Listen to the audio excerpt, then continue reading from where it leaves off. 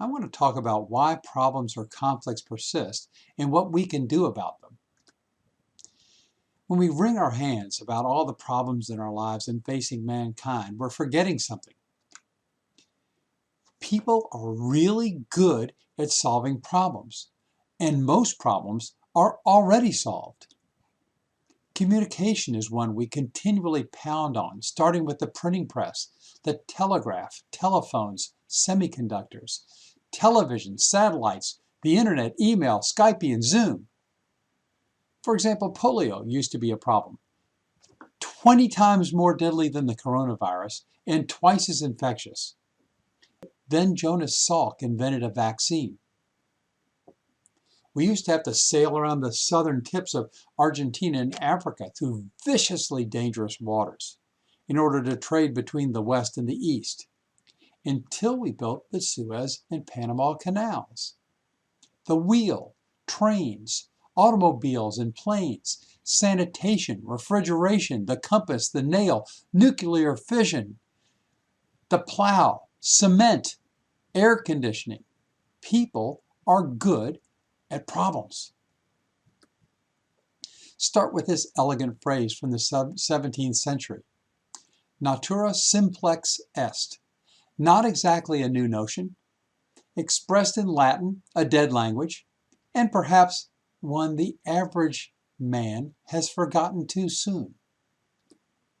Why? Why have we forgotten natura simplex est? From Robert Burns' 1786 poem To a Mouse. Improving foresight may be vain. The best schemes o' mice and men gang aft agley, and leave us naught but grief and pain for promised joy. Gang aft agley is too Scottish for modern English speakers, so I provided a translation. There's a shared characteristic of persistent problems. Actions that cause them stem from trying to do good. If it's still a problem, especially a big one, people cause it trying to do the right thing. Great thinker Eliyahu Goldratt understood the counterintuitive nature of stubborn problems and created a logical structure to articulate and solve them. He called his tool a cloud.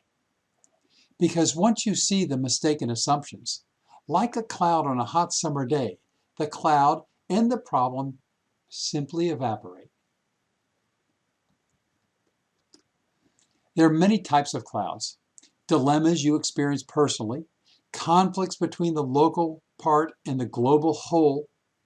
But let me start with a simple conflict between two people or two groups trying to achieve something together. It starts with their common goal.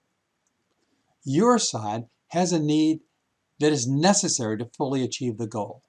It's obvious that to achieve this good situation, some particular action must be undertaken. All good. Like your need, the other side has a need to meet a goal that's necessary also to gain sufficiency. But to meet their need requires the opposite action. Oops, now we have a conflict. Nobody disagrees with the fact that both needs must be fully met to avoid compromising on the goal.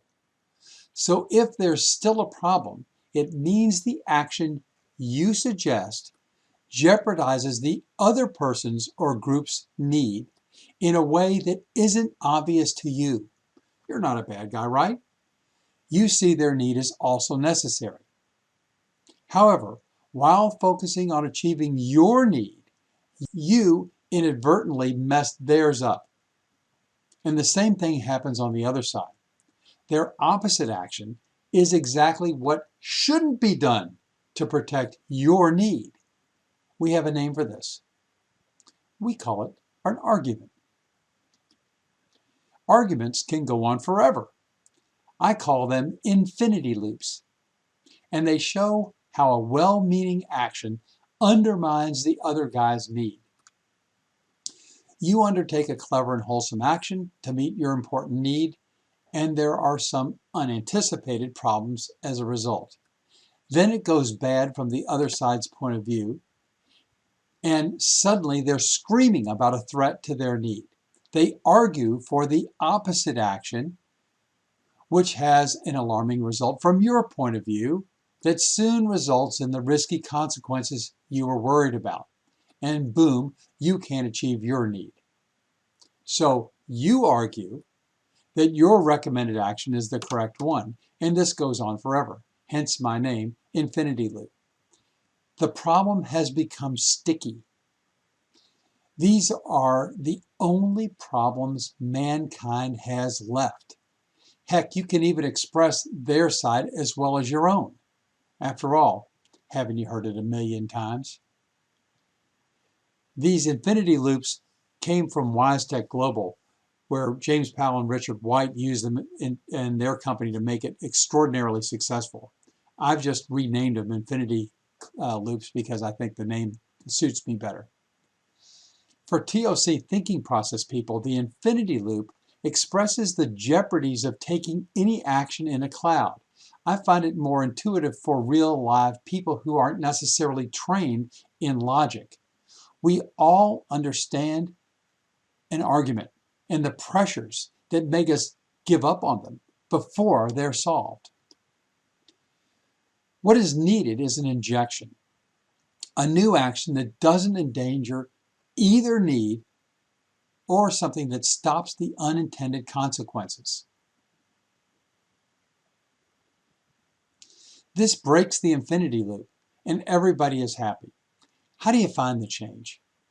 You examine the assumptions underlying the actions and the needs. Remember, natura simplex est. Any disharmony that exists does not stem from nature.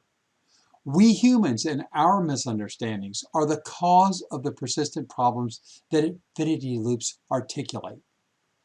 Once you take the time on both sides to articulate an infinity loop, you can express the other side's position to their satisfaction, and they can say yours, such that you couldn't have said it any better. Together, you're ready for a breakthrough. It will always be counterintuitive. If it weren't, the problem wouldn't have been persistent in the first place. To review, people are tremendous problem solvers unless the solution is counterintuitive. Getting over that aversion requires articulating the infinity loop for the problem. There will only be one correct one. Understand the other side's point of view as well as your own, and then both sides collaborate on the injection or injections that permanently banish the problem. That's what I got for you today. Thanks for listening.